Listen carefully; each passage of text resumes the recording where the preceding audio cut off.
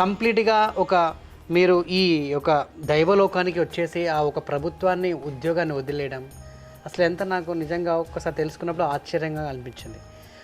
కేవలం అంటే దేవుడి గురించే అంతే ఏకంగా ఒక ప్రభుత్వ ఉద్యోగం వదిలేయడం ఏంటని. చిన్నప్పటి నుంచి దైవ మార్గంలో ఉన్నాను.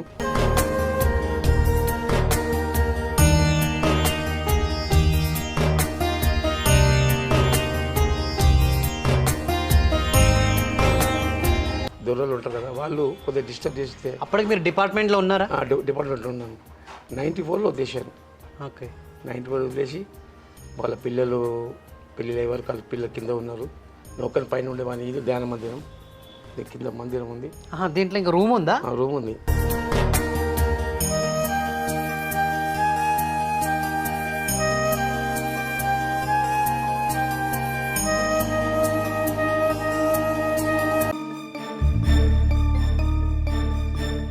నమస్తే. ప్రస్తుతం నేను జగద్గిరి గుట్ట పైన ఉన్నాను. సో ఇక్కడికి రావడానికి ముఖ్య ఉద్దేశం ఏంటంటే కొన్ని ఏండ్ల కిందట అంటే 1980లోనే ఇక్కడ కొన్ని గుడులు స్థాపించి ఇక్కడ అంటే దేవతామూర్తులందరినీ కూడా ఇక్కడ స్థాపించి ప్రభుత్వ ఉద్యోగం చేసుకుంటూ ఆ పనులు చేస్తూ కేవలం దైవం మీద నమ్మకంతో తన ప్రభుత్వ ఉద్యోగం కూడా వదిలేసి కంప్లీట్గా ఒక సాధువులాగా ఒక గురుస్వామిలాగా మారిపోయినటువంటి వ్యక్తితో ఉన్నాను. సో ఆయనే అంజన్న గురుస్వామి గారు. నమస్తే. నమస్తే. ఎలా ఉన్నారు? బాగుంది. మీ గురించి తెలుసుకున్నప్పుడు షాక్ అయ్యాను. మొదటిగా నా స్ట్రైట్ క్వశ్చన్ ఏంటంటే ఒక ప్రభుత్వ ఉద్యోగం వదిలేసి ఇక్కడ 1980ల అంటే ఒక కంప్లీట్గా ఒక అడవి ఉన్నటువంటి ఈ ప్రాంతాన్ని మీరు ఇప్పుడు ఒక దైవక్షేత్రం చేసి పడేశారు. అంటే అప్పుడు ఉద్యోగం చేసుకుంటూ ఈ యొక్క కొండ మీద అక్కడ దేవతామూర్తులందరినీ కూడా స్థాపించడము కంప్లీట్గా ఒక మీరు ఈ ఒక దైవలోకానికి వచ్చేసి ఆ ఒక ప్రభుత్వాన్ని ఉద్యోగాన్ని వదిలేయడం అసలు ఎంత నాకు నిజంగా ఒక్కసారి తెలుసుకున్నప్పుడు ఆశ్చర్యంగా అనిపించింది. కేవలం అంటే దేవుడి గురించే అంతే ఏకంగా ఒక ప్రభుత్వ ఉద్యోగం వదిలేయడం ఏంటని. నేను చిన్నప్పటి నుంచి దైవ మార్గంలో ఉన్నాను. నేను అప్పటి నుంచి కూడా ధ్యానం చేసేవాడిని. అప్పటి నుంచి 4 డేస్ ఇవ్వకుండా అట్లనే ఉండేవాడిని. 84లో నేను శబరిమల పోయినాను. శబరిమల పాదయాత్ర చేసిన శబరిమల 1 month 8 days పట్టింది. అర్థమైంది. కొండ మీదకి వచ్చి అన్ని గుళ్ళు నేను పెట్టాను, అన్ని మూర్తులు పెట్టాను. కొద్దిగా వీళ్ళు ఉంటారు కదా, దొరలు ఉంటారు కదా, వాళ్ళు కొద్దిగా డిస్టర్బ్ చేస్తే. అప్పటికి మీరు డిపార్ట్మెంట్లో ఉన్నారా? డిపార్ట్మెంట్లో ఉన్నాను. 94లో వదిలేశాను. ఓకే. 94 వదిలేసి వాళ్ళ పిల్లలు పెళ్ళిళ్ళు అయ్యే వరకు వాళ్ళ పిల్లలు కింద ఉన్నారు. నౌకని పైన ఉండేవాడిని. ఇది ధ్యాన మందిరం, కింద మందిరం ఉంది. దీంట్లో ఇంకా రూమ్ ఉందా? రూమ్ ఉంది. ఇల్లే ఉండేవాడిని నేను. ఇందులోకి ఎట్లా వెళ్ళాలి మరి? అక్కడ నుంచి ఉంది, స్వరంగం లాగా ఉంది. అట్లా దారి ఉంది. దీంట్లో ఉండేవాడిని. పెళ్ళి అయిన తర్వాత ఎవరు వాళ్ళకి ఇచ్చేసి ఎక్కువ ఉన్న ప్లాట్లు గరీబులకు, పెళ్ళిళ్ళకు, ఆడపిల్లలకు, చేరిన పరిస్థితులు ఉన్న వాళ్ళకు 5 లక్షలు ఒక 10,000కి ఇచ్చిన, చాలా ఒక 5 మందికి ఇచ్చినట్లా. ఇప్పుడు అమ్మస్వామి నాతోనే ఉంటుంది. అన్ని గుళ్ళు ఇచ్చేసిన. ఇప్పుడు అయ్యప్ప స్వామి గుడి నా ఉద్దేశం అంటే ఆ టైంలో చాలా భక్తి ఉండేది. అదే టైప్లో అదే డిజైన్గా కట్టాలని ఒక సంకల్పంతో అక్కడ 18 మీటర్లు కట్టించాను. ఇక్కడ అయ్యప్ప స్వామి ఆ విధంగా ఇక్కడ ఉండాలని ఉద్దేశంతో అన్ని ఉద్దేశం. కొద్దిగా పింఛన్ వస్తుంది. ఆ పింఛని మాకు సరిపోయేంత వస్తుంది. ఓకే. అయితే అంటే కంప్లీట్గా అంటే ఒక ప్రభుత్వ ఉద్యోగం చేస్తున్నటువంటి అది కాకుండా పోలీస్ డిపార్ట్మెంట్లో అదే కంప్లీట్గా అంటే అంటే దేవుళ్ళకి ఎందుకు మీరు అంతా అంటే అట్రాక్ట్ అయ్యి కంప్లీట్గా ఎందుకు అడిక్ట్ అయిపోయారని. ఇంకోటి పోలీస్ డిపార్ట్మెంట్ పోకముందు నుంచి దైవభక్తి ఉంది నాకు. అవునా? ఫస్ట్ నుంచి చిన్నప్పటి నుంచి దైవభక్తి ఉంది నాకు. కానీ ఇక్కడ ఇంత నిర్మానుష్య ప్రాంతాల్లో ఒక అడవిని కాస్త మీరు ఇప్పుడు దైవక్షేత్రం చేశారే, అంటే ఇక్కడ దేవుళ్ళని ప్రతిష్టాపించాలన్న ఆలోచన ఎందుకు కలిగింది మీకు? ఆయన చేయించుకున్నాడు అట్లా. నేను ముందు అనుకున్నాను ఇది దైవ మార్గం, ఇది కొండ ప్రాంతంలో రావద్దు, అన్ని టెంపుల్ ఒక పుణ్యక్షేత్రం కావాలని ఒక సంకల్పం చేస్తున్నాను. దాని తర్వాత దేవుడు నాకు సపోర్ట్ చేసినాడు. దాని మీద మెల్లగా అందరు టెంపుల్ కట్టి ఎవరి టెంపుల్ వాళ్ళకి ఇచ్చేసాను. ఒక అయ్యప్ప టెంపుల్ మన చేతిలో ఉంది. సో జనరల్గా మనకు ఒక దగ్గర ఒక 2 ఎకరాలు 3 ఎకరాలు స్థలం ఉండి అక్కడ ఏదైనా కట్టుకుంటేనే దాన్ని కబ్జా చేయడం కోసము డబ్బున్నోళ్ళు ఉన్నోడు లేనోడు ఆ ఎమ్మెల్యేలు ఎంపీలు కార్పొరేటర్లు ఇక అక్కడ ఉన్న రౌడీ షీటర్లు వీళ్ళంతా కూడా అది ఎప్పుడు కబ్జా చేద్దామని చూస్తూ ఉంటారు. అటువంటిది 1000 ఎకరాల విస్తీర్ణ ఉన్నటువంటి ఈ కొండ ప్రాంతము ఇన్ని గుళ్ళు నిర్మించినటువంటి మీరు ఎప్పుడు కూడా ఇట్లాంటి రౌడీలతోటి ఎమ్మెల్యేలతోటి మినిస్టర్లతోటి ఎప్పుడు ఫేస్ చేయలేదా? ఇది ఆక్రమించుకోవాలని ఎప్పుడు కూడా వాళ్ళు మీదకి వచ్చి మీ మీద దాడి చేయలేదా? దాడి చేసినారు, కేసులు పెట్టినాను. నేను 2 సార్లు జైలు కూడా పోయినాను. అవునా? 2 సార్లు జైలుకు పోయినాను. వాళ్ళు దేవుడు అలా పనిష్మెంట్ ఇచ్చినాడు. జైలు కూడా పోయినాను. ఇంకా 3 ఇప్పుడు నా పేరు ఇంకా 3 కేసులు ఉన్నాయి నా దగ్గర నా పేరు మీద. కేవలం ఇక్కడ మీరు ఉంటున్నారు ఉన్నందుకు అక్కడ ఇవన్నీ గుళ్ళు అది నిర్మించారు. రకరకాలుగా వాళ్ళు పెట్టినారు. దానికి సంబంధం లేని కేసు కూడా పెట్టారు వాళ్ళు. అన్నీ భయం పట్టలేదు. అంత పెద్ద బుద్ధుడే రాజ్యాన్ని చక్రవర్తి ఉద్దేశించాడు. ఆయన ముందు మనం ఎంత రామదాసు ఉన్నాడు, ఆయన తహసీల్దారు, ఆయన ఉద్యోగం వదిలేసుకొని అన్నీ వదిలేసుకొని ఆయన అన్నిటికీ సిద్ధపడి గోల్కొండ ఎంత బాధపడ్డాడు. ఆయన ముందు మనం ఏం కాదు కదా, ఒక వెనుక మందం కూడా కాదు. ఇప్పుడు కేసులు ఉన్నాయి నా మీద. అయినా నేను భయం పడ్డాను. అది తప్పు లేదు. కొంతమంది వాళ్ళు కాంప్రమైజ్ చేసుకున్నారు. వచ్చి తప్పు అయిపోయింది స్వామి, మాకు ఏదో అయిపోయింది, కేసు అయిపోయింది. కొన్ని కాంప్రమైజ్ చేసుకున్నారు. 3 కేసులు అట్లా కాంప్రమైజ్ ఇప్పటివరకు ఏం కాలేదు. 5 కేసులు 2 కాంప్రమైజ్ చేసుకున్నారు. వాళ్ళు తప్పు అయిపోయింది ఒప్పుకున్నారు. వాళ్ళు కోర్టులో కూడా ఒప్పుకున్నారు. అయిపోయింది. సో మీరు నిర్మించినటువంటి గుడులు ఏమైనా ఇక్కడ అవి ధ్వంసం చేయడం కూలగొట్టడం లాంటి గొడవలు చేసిరా? అలాంటివి ఏమైనా జరిగినాయా? అయితే ఇప్పుడు కమాస్గా ఒక 3 గుళ్ళు అట్లా చేసినారు, కూలగొట్టారు. గుళ్ళు కొట్టినారు. వాళ్ళు పాపం వాళ్ళకి ఎవరికి ఇచ్చిన వాళ్ళు ఏమనలేకపోతున్నారు. వాళ్ళు ఎవరికి నేను ఉపజెప్పాను గుళ్ళు, వాళ్ళు ఏమనలేకపోతున్నారు పాపం. వాళ్ళు భయం పట్టి ఏమనలేకపోతున్నారు. 3 గుళ్ళు గుల్లగొట్టేసారు. ఓకే.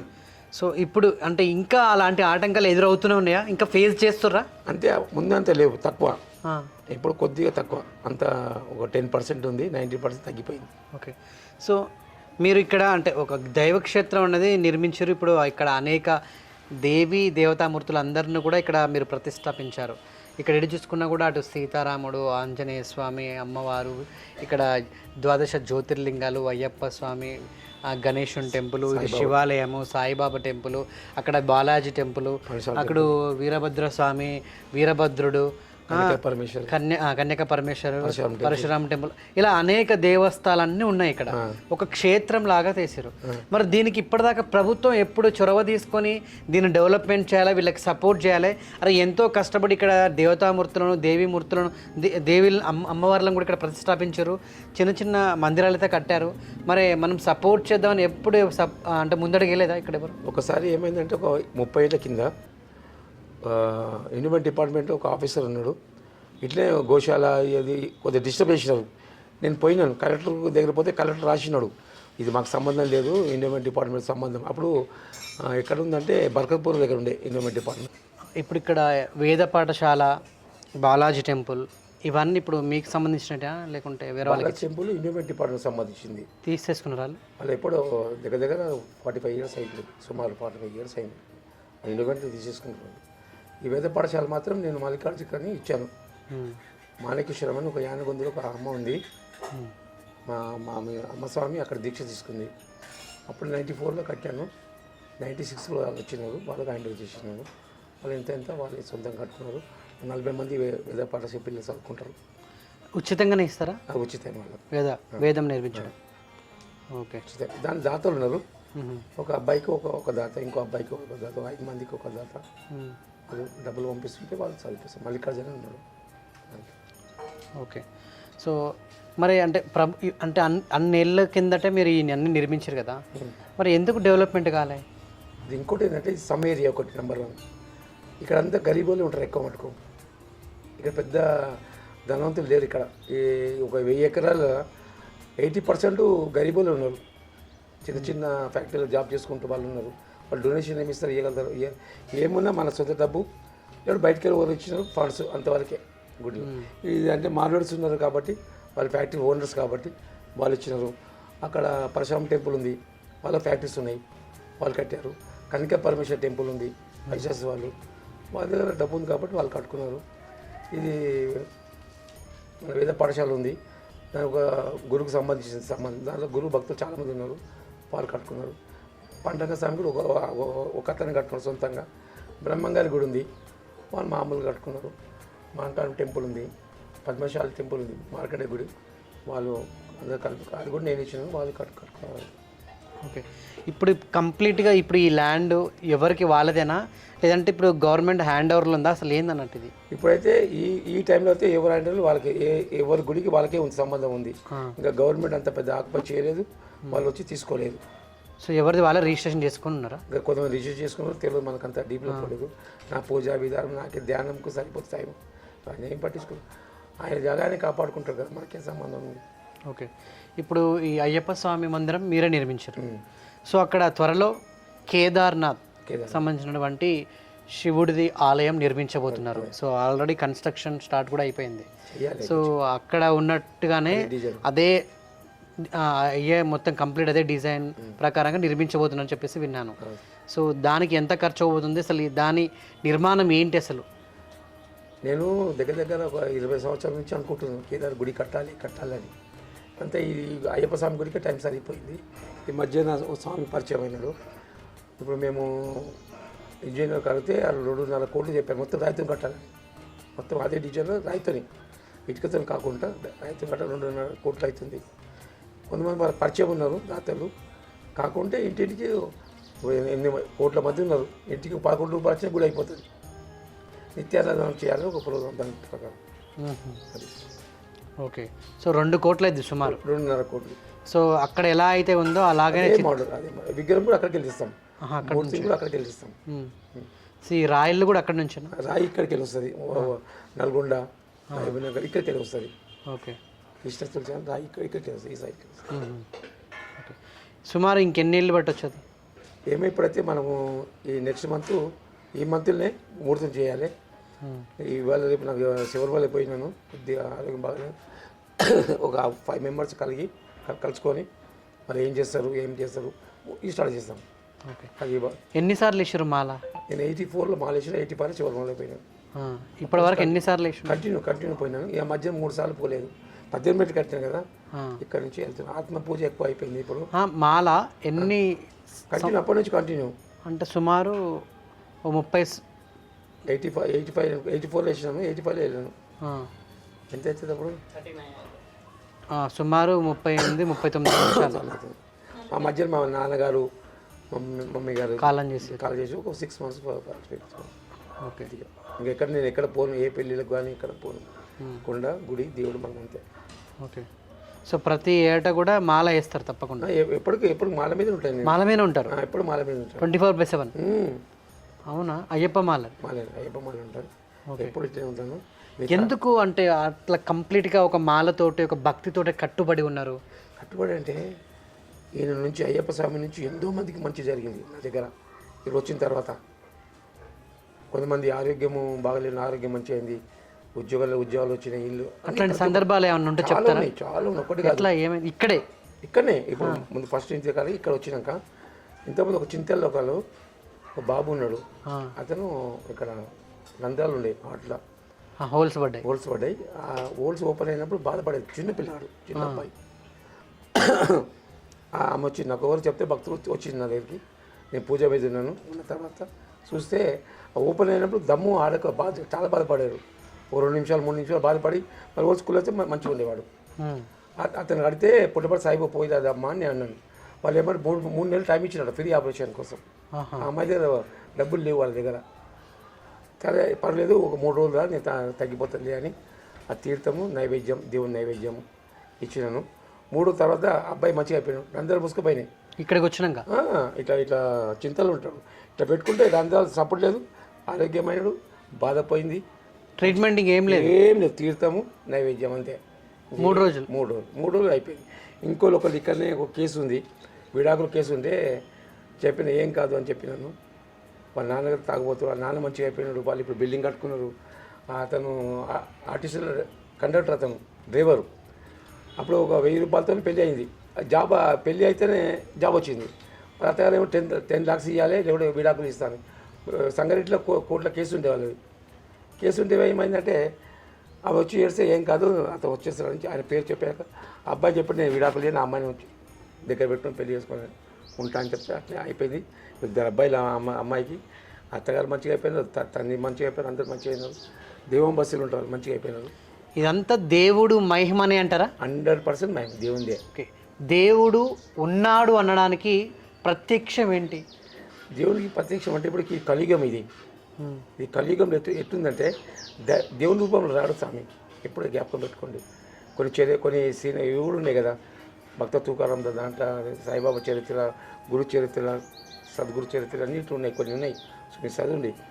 కుక్క రూపం రావచ్చు, నా దగ్గర బల్లి రూపం వచ్చింది. నా దగ్గర ఎప్పుడు వచ్చి నైవేద్యం పెడితేనే తిని వెళ్ళిపోయేది. అది అదే ప్రసాదం అందరు ఎవరు చెప్పేది కాదు. అదే ప్రసాదం అందరికి ఇచ్చేవాడిని నేను. అందరు మంచిగా చెప్పేది. సంతానం లేదు, సంతానం కూడా అయింది. డాక్టర్ కూడా బల్లి తిన్నది నైవేద్యం ఎవరు చెప్పేది కాదు. నేను నాకు మా అమ్మ స్వామి తెలిసి ఎవరు తెలియదు. తెల్ల బల్లి. ఇప్పుడు వరంగల్లో బ్రిడ్జ్ చేసిన ఒక బ్రిడ్జ్ ఉంది, కైటే ఉంది. అది నాగేంద్ర రైస్ మిల్ వాళ్ళది, రెడ్డిస్ వాళ్ళకి ఏం చెప్పారంటే స్వామి అన్ని హాస్పిటల్ తిరిగి వీళ్ళ పిల్లలు కావాలని నన్ను తీసుకుపోయినారు వాళ్ళు. అమ్మ ఇల్లు నీట్గా చేసేయి, భోజనం పెట్టి భోజనం చేసి వస్తాను అంటే వాళ్ళు నీట్గా చేసినారు. భోజనం పెట్టేస్తే ఓ పండించినాను. పండిసి 2 ఆడపిల్లలు పెట్టారు అమ్మకు. తర్వాత ఒకళ్ళు చెప్పారన్నమాట అప్పుడే తిన్నాక, అంటే పెద్ద డాక్టర్ సర్టిఫికేట్ ఇచ్చినారు.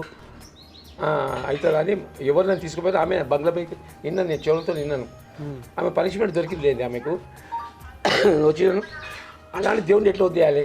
ఇప్పుడు ఒకరోజు భార్యను వదిలేయాలి, ఈ శరీరాన్ని వదిలేయాలి, ఇల్లు వదిలేయాలి, ఆస్తిని వదిలేయాలి. కానీ అలాంటి దేవుడిని ఎందుకు వదిలేయాలి నా ఆలోచన. అందుకే ఎన్ని కష్టాలు వచ్చినా, ఎంత బాధ వచ్చినా దేవుని వదిలేదు.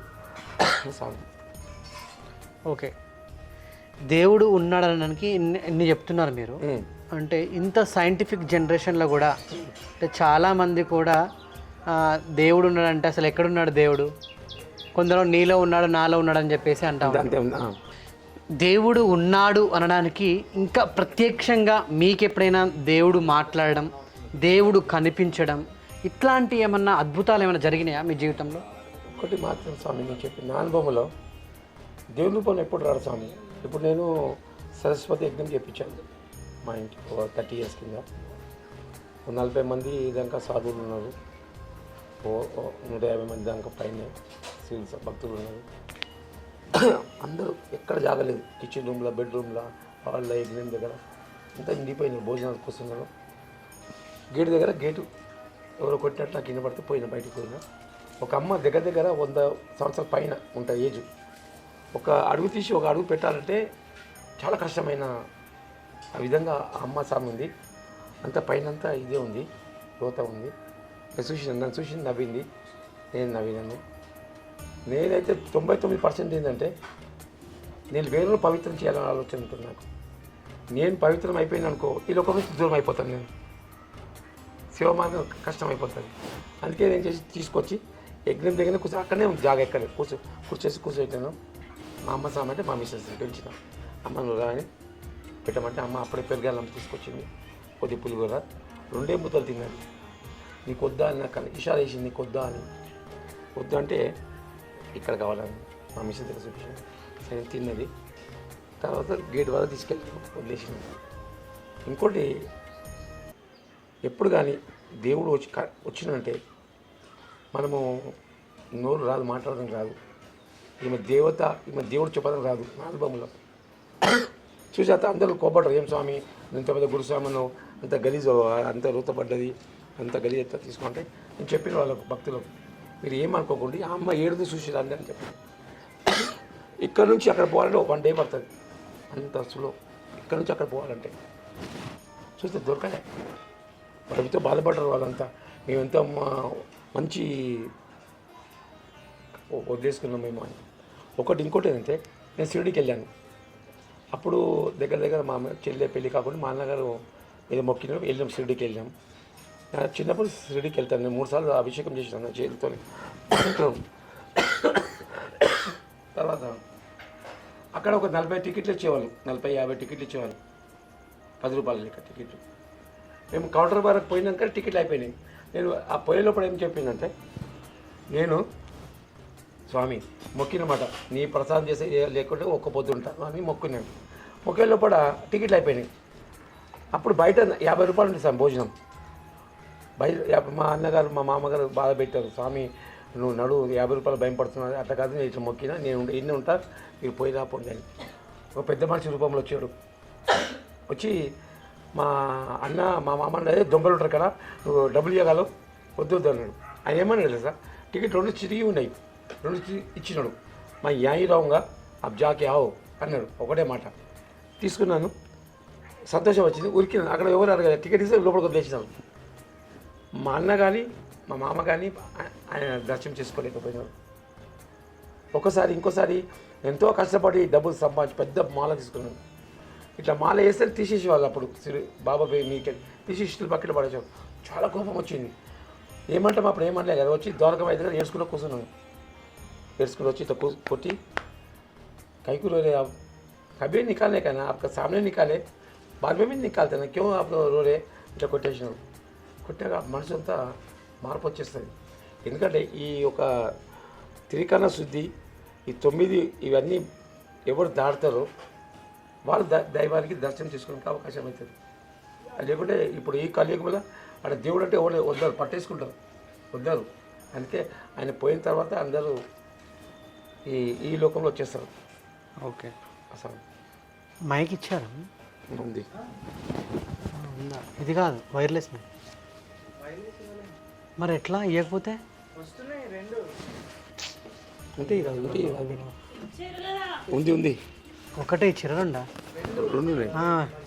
పర్లేదు పర్లేదు పర్లేదు. నేను షాక్ అయినా ఇప్పుడు 2 కనపడవు సరే, పర్లేదు. అందుకే. ఓకే,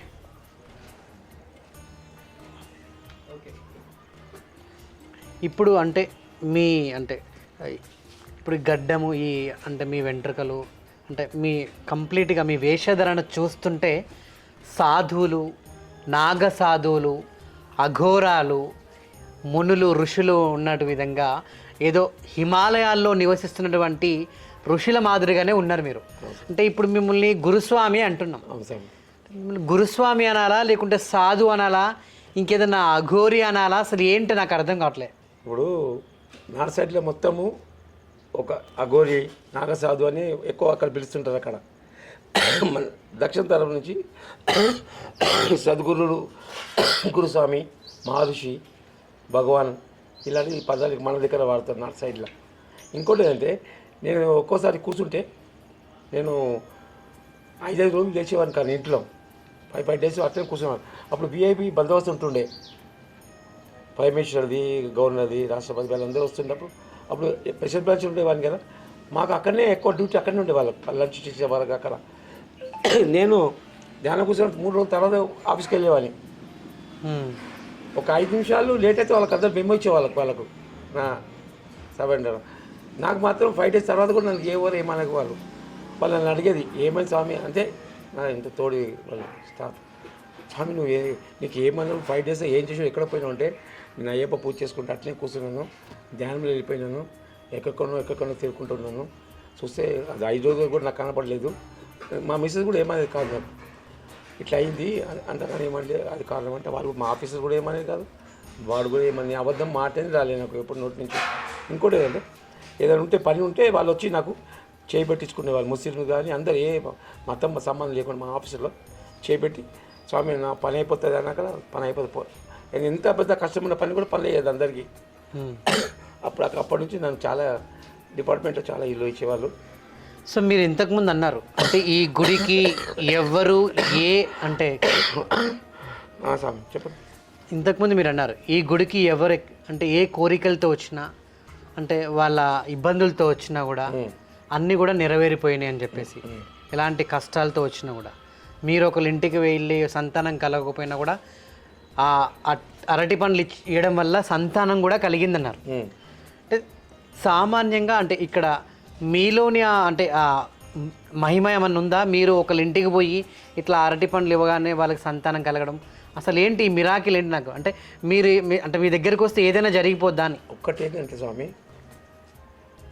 సద్గురు మా గురుగారు ఉన్నారు, ఏది చేసినా అయ్యప్ప మంత్రం ఉంది.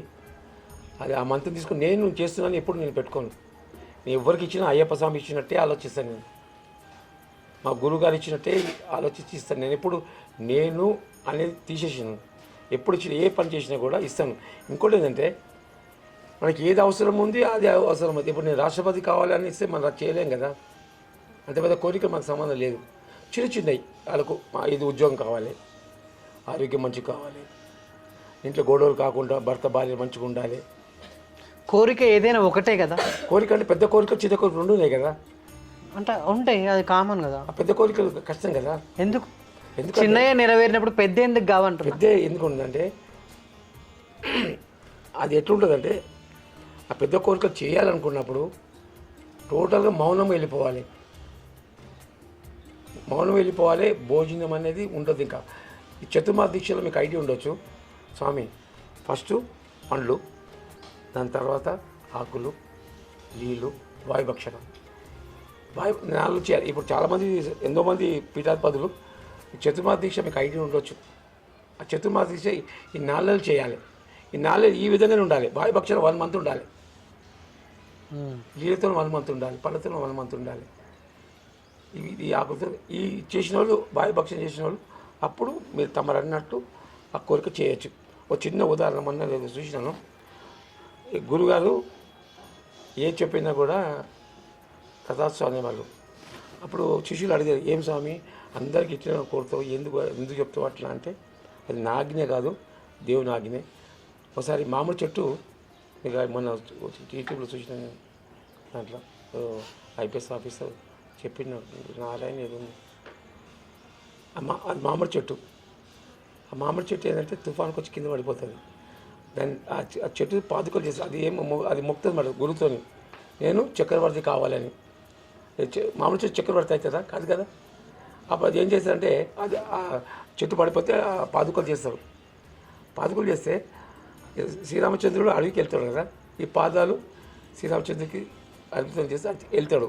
భర్తలు వస్తాడు మళ్ళీ తర్వాత, నేను రావాలంటే నేను రాలేను, నాన్న కోరిక అయిపోయాక రాను అంటే ఆ పాదుకలు తీసుకుపోయి అయోధ్యలో పట్టానికి పెడతారు. అంటే చూడు, గురువుగారు మాట పేరు కాదు, రాష్ట్రపతి కావాలంటే అవుతారు, సమస్య కాదు, అంత పెద్దగా దీక్ష కావాలి. అట్లా కావాలంటే నేను ఇంతకుముందు చెప్పినాను, ఒక జాగాలు ఉండొద్దు, చతుర్మాస దీక్ష ఇట్లా ఉంటుంది, ఈ విధంగా చేస్తే తప్పకుండా అవుతుంది.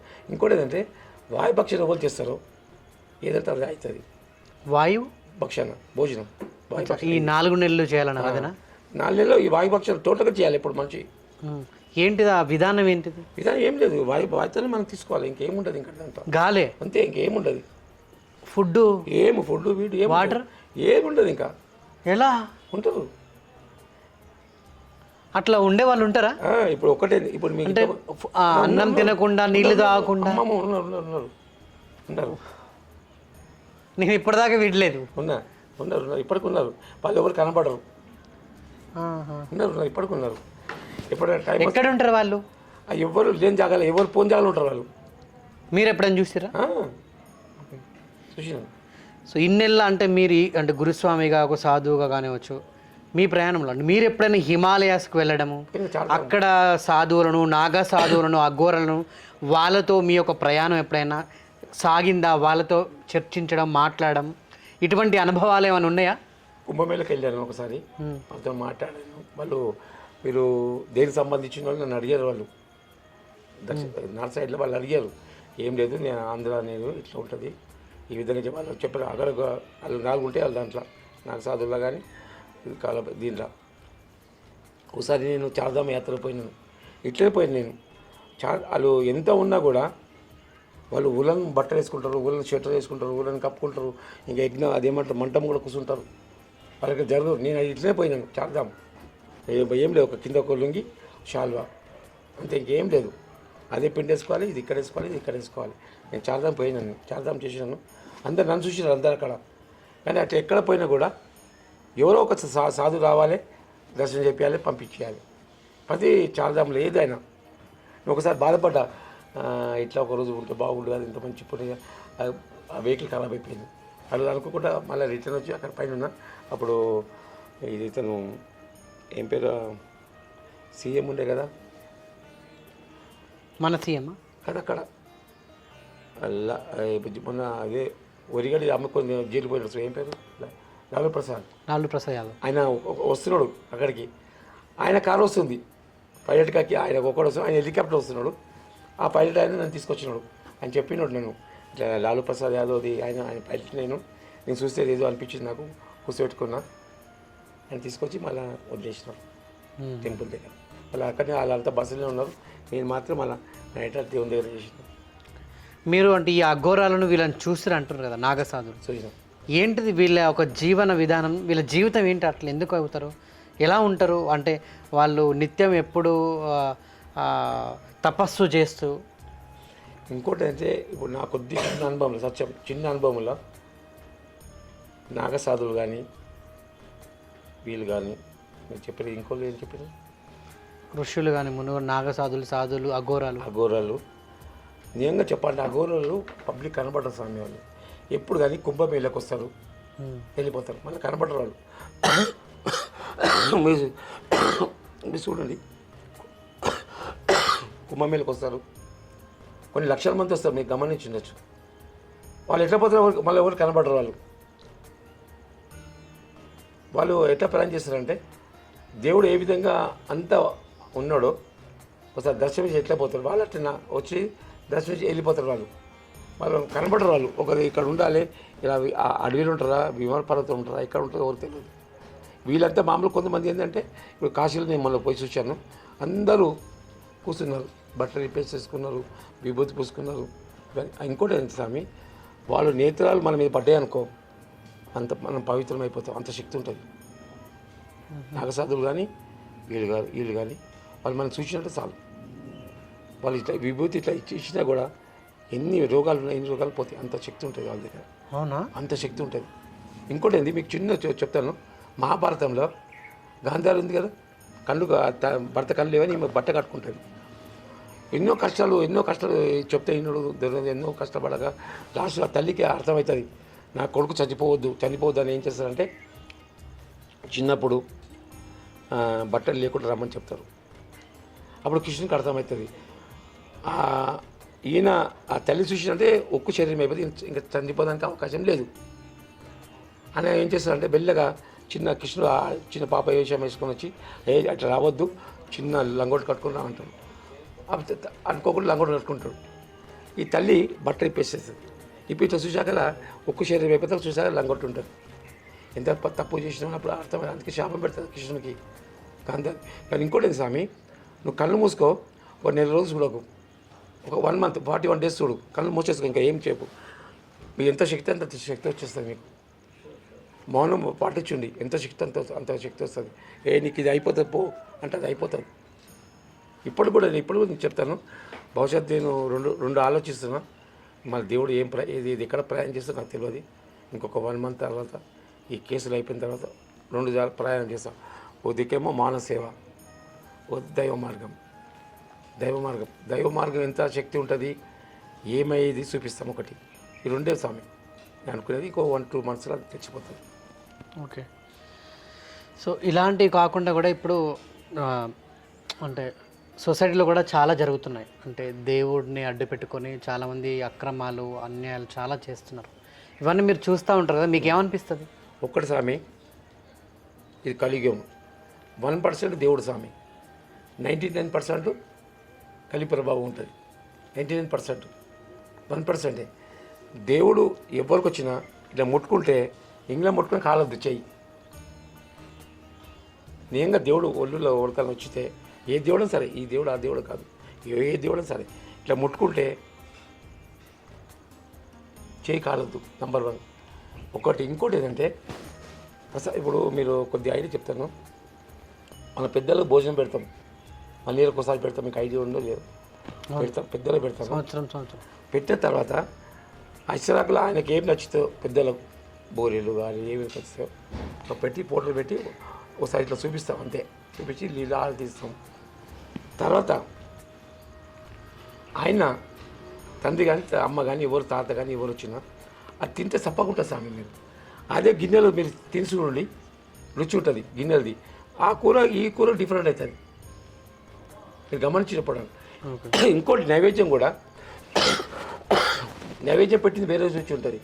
మీరు ఎప్పుడైనా గమనించి ఎప్పుడైనా మా దగ్గర రాండి ఎప్పుడైనా చూపిస్తాను. ఈ దేవుని పెట్టింది నైవేద్యం పులిహోర, ఇక్కడ పులిహోర, ఇంట్లో ఉన్న పులిహోర కూడా డిఫరెంట్ ఉంటుంది. ఒక్కడు కాదు ఏంటంటే స్వామి ఇవన్నీ మనం చేసుకునే. ఎప్పుడు కానీ నా కొడుకు చదువుకుంటలేడు, నా భర్త బాగలేడు, మంచిగా బాధ ఎప్పుడు కానీ శుభ్రంతో లేకుండా శుభ్రం లేకుండా పర్లేదు, ఎప్పుడు దేవుని నామం చెప్పుకుంటే చేయాలి సార్. వంట చేసే మధ్య పవిత్రం అవుతుంది. అది ఒక మెతుకు దాంట్లో స్టవ్లో ఒక మెతుకు పుర్ణావతి అంటారు. అది ఏ చేసిందో పిల్లలు పెడేటప్పుడు దేవుని నామం చెప్పుకుంటే పెట్టాలి స్వామి. పెడితే ఏమవుతుందంటే ఆ పిల్లలు మంచిగా నువ్వు ఏ అవసరం లేదు, ఏ ఇబ్బందులు పోయే అవసరమే లేదు. ఈ చిట్కలు నేర్చుకుంటే మాత్రం ఈజీ. ఇంకోటి ఏంటంటే జీవహింస చేయొద్దు. జీవహింస చేసిన వాళ్ళు ఇబ్బంది వాళ్ళకు కొద్దిగా. ఓకే. సో ఇప్పుడు ప్రతి ఏటా ఇక్కడ అంటే అంటే ఎప్పుడు పూజలు ఎప్పుడు జరుగుతాయి అంటే ఇప్పుడు కొన్ని సంవత్సరం కూడా జనరల్గా అన్ని గుళ్ళకు కూడా పూజలు చేస్తూ ఉంటారు. సో అట్లా మీరు ఇక్కడ చాలా గుళ్ళు ప్రతిష్టాపించారు కదా, సో ఇట్లాంటి కార్యక్రమాలు జరుగుతుంటాయి ఇక్కడ. ఇప్పుడు ఏ గుడికి వాళ్ళకి సంబంధించిన చేసుకుంటారు. ప్రతిష్ట ఎప్పుడు చేస్తారో దాని ప్రకారం చేసుకుంటారు.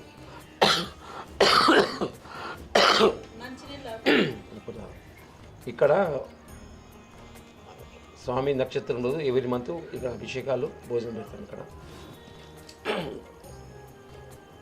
అక్టోబర్, నవంబర్, డిసెంబర్, జనవరి వరకు ఇక్కడ భోజనం ఏర్పడుతుంది స్వాములకు. సో తొందరలో ఇక్కడ కేదార్నాథ్ ఆలయాన్ని నిర్మించబోతున్నారు. సో నేను అందరినీ ఒక రిక్వెస్ట్ కోరుతున్నాను. మనం మొన్నటి వరకు మన అంటే అయోధ్య రామ మందిరాన్ని కట్టుకోవడానికి మనం ప్రతి ఇంటి నుంచి కూడా తలో మనకు చేతనంత ఇచ్చాము. అది ఇప్పుడు ఈరోజు అంటే ప్రపంచంలోనే ఎక్కడా లేని విధంగా అయోధ్య రామ మందిరాన్ని మనం ఈరోజు దాన్ని నిర్మించుకొని ఈరోజు దాన్ని విజయవంతంగా మనం సక్సెస్ చేసుకున్నాము. అదేవిధంగా కూడా కొన్ని ఏండ్ల నుంచి కూడా ఇక్కడ అన్ని దేవాలయాలు, దేవస్థానాలు కూడా ఇక్కడ దైవక్షేత్రంగా దీన్ని మార్చి దీన్ని ముందుకు తీసుకెళ్లాలన్న ఒక మంచి సంకల్పంతో అంజన్న స్వామి గారు, అదేవిధంగా శివశంకర్ సాధు గురువు గారు కూడా ఇక్కడ నిజంగా వీటి కోసం వాళ్ళు నిజంగా అనేక ఇబ్బందులు కూడా దీని గురించి కష్టపడుతున్నారు. సో మనం కూడా మనకు చేతనైనంత మనం అంటే ప్రతి ఒక్కరు కూడా ఒక ప్రతి ఒక్కరికి ఇప్పుడు మన ఆండ్రాయిడ్ ఫోన్ వాడుతున్నాం, అందరికీ గూగుల్ పే, ఫోన్పే, పేటిఎం కూడా అందరికీ ఉన్నాయి. కాబట్టి అందరినీ 1000 అడగట్లే, 100 కూడా అడగట్లే. ప్రతి ఒక్కరి నుంచి ఒక 50 రూపాయలు, 20 రూపాయలు మీకు తోచినంత కింద స్క్రోల్ అవుతున్నటువంటి ఫోన్పే, గూగుల్ పే, మీకు పేటిఎం కూడా ఉంది. సో ఎవరికి చేసినంత వాళ్ళు సహకరిస్తే నిజంగా మన హైదరాబాద్లో, మన తెలంగాణలో నిజంగా ఉత్తరాఖండ్లో ఉన్నటువంటి కేదార్నాథ్ ఆలయం ఏదైతే ఉందో అదేవిధంగా అలాగే నిర్మించబోతున్నారు. అదేవిధంగా ఇక్కడ శివుణ్ణి కూడా ఎక్కడా లేని విధంగా ఇక్కడ ఆ ఒక రూపంతో కూడా చాలా సరికొత్తగా నిర్మించబోతున్నారు. అంటే ఉత్తరాఖండ్లో కూడా మనం అక్కడ శివలింగాన్ని చూసాం, కానీ శివలింగంతో పాటు ఇక్కడ శివుణ్ణి కూడా ఒక ఆ రూపాన్ని నేను చెప్పను, అది వాళ్ళు తర్వాత మీకు చూపిస్తారు. సో అంత ప్రతిష్టాత్మకంగా, అంత అందంగా, అదేవిధంగా ఎంతో ఖర్చు పెట్టి అంటే దీనికి సుమారు 2 కోట్లకు పైగా ఖర్చు అవుతుంది. కాబట్టి మనం కూడా ఉత్తరాఖండ్కి వెళ్ళి మనం అక్కడ ఈ యొక్క మనం శివయ్యని మనం దర్శించుకోలేము. కాబట్టి ఎందుకంటే అక్కడికి వెళ్ళాలని కూడా కాలినడకన గుర్రాల మీద వెళ్ళాలి, కానీ అక్కడికి ఆ చలిలో మనం ఇక్కడ అందరూ వెళ్ళలేదు. సో ఆ పరిస్థితిని గమనించే మన తెలుగు రాష్ట్రంలో హైదరాబాద్లో నిర్మించాలన్న ఒక ఉద్దేశంతో, ఒక మంచి ఆలోచనతో, ఒక సంకల్పంతో ఈ యొక్క గుడి నిర్మాణాన్ని మొదలుపెట్టారు. దానికి మనందరం చేతులు కలిపితే తొందరలో ఇక్కడ కూడా ఉత్తరాఖండ్లో ఉన్నటువంటి విధంగా ఇక్కడ మనం ఆ ఒక శివుడి ఒక మందిరాన్ని, దాన్నే కేదార్నాథ్ అంటారు. సో కేదార్నాథ్లో ఏదైతే ఉందో ఆ ఆలయాన్ని అదేవిధంగా ఇక్కడ కూడా మనం నిర్మించుకోవాలని ఒక మంచి ఆలోచనతో ముందుకెళ్తున్నాం. కాబట్టి మనందరం తలో చేస్తే తొందరలో గుడి నిర్మాణం కూడా పూర్తి అవబోతుంది. మనం అంత దూరం వెళ్ళాల్సిన అవసరం లేదు. హ్యాపీగా ఇక్కడే మనకు అనుకూలమైన టైంలో వచ్చి దర్శనం చేసుకోవచ్చు. సో దయచేసి మా ఛానల్ తరపున నేను కూడా రిక్వెస్ట్ చేసిందంటే కింద స్క్రోల్ అవుతున్న నెంబర్కి మీకు తోచినంత సహకారం మీరు చేయండి. ఓకే అండి గురుగారు, థ్యాంక్ యూ.